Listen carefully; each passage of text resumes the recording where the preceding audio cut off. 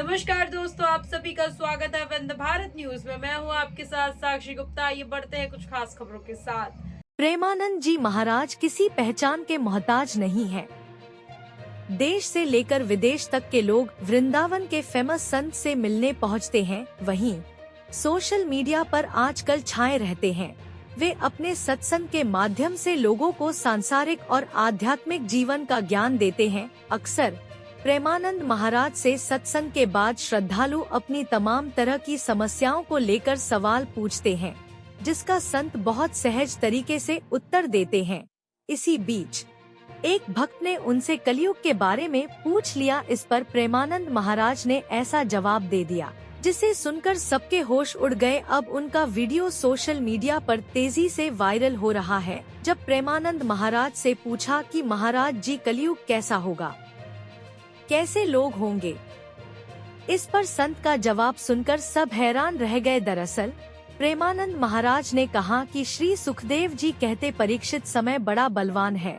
कलयुग में जिसके पास धन होगा उसी को महान माना जाएगा।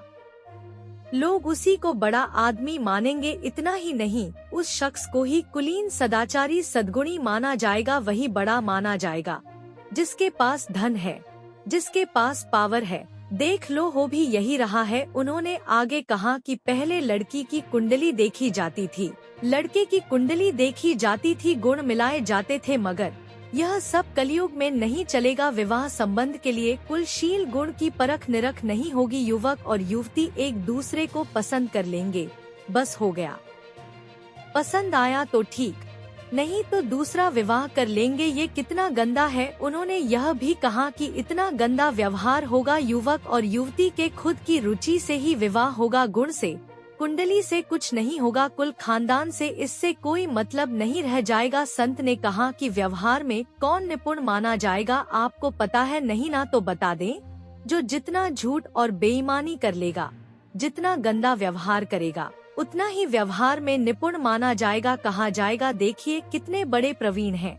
लाखों की जो चपत लगा दे, दूसरे की वही प्रवीण माना जाएगा कलयुग में।